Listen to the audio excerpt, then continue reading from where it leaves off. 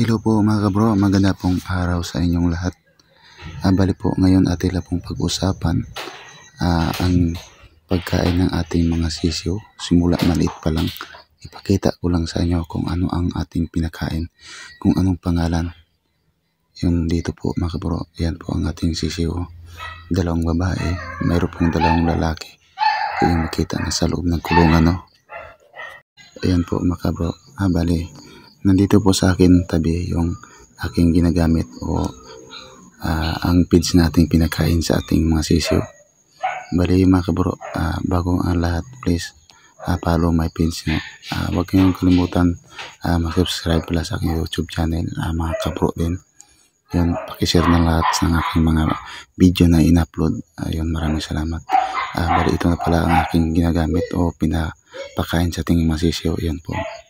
Yung makita, Thunderbird po yan. Ibig sabihin, Thunderbird hindi pang ano yan, hindi pang ibon. Pwede naman siguro pang ibon yan. Pero ito ang ginagamit ko pang sisiw. Yun.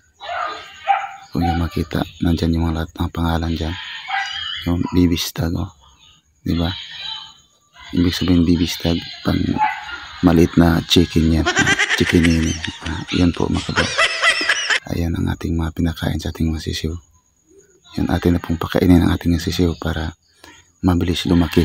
Yun po ang mga diskarte ng ating mga nag-aalaga ng manok na pangsabong.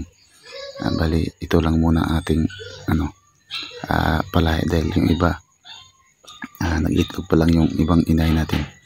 Bali, ito mga kabro, 4 na piraso. Dati sana to ay 7, kaso kinain ng masamang piste. Yun, ang kumain nito ay isa pong bayawak siguro. Hindi namin nakita dahil po wala na po. Hindi namin napansin kung anong kumain. Kaya sa lahat ng nag-alaga ng manok, dapat ingatan natin o ayusin natin yung lagayan para hindi mapasok ng masamang elemento. Yan po ang ating pinakain. Kung yung makita, pinasa natin. Bali ito mga kabro, mabili natin sa mga bilihan ng mga pagkain ng mga manok.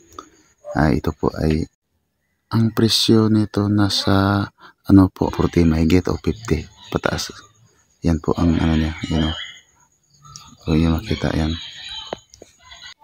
Ang kagandahan nito mga kabro, dahil mabilis mapalaki ating mga manok, no?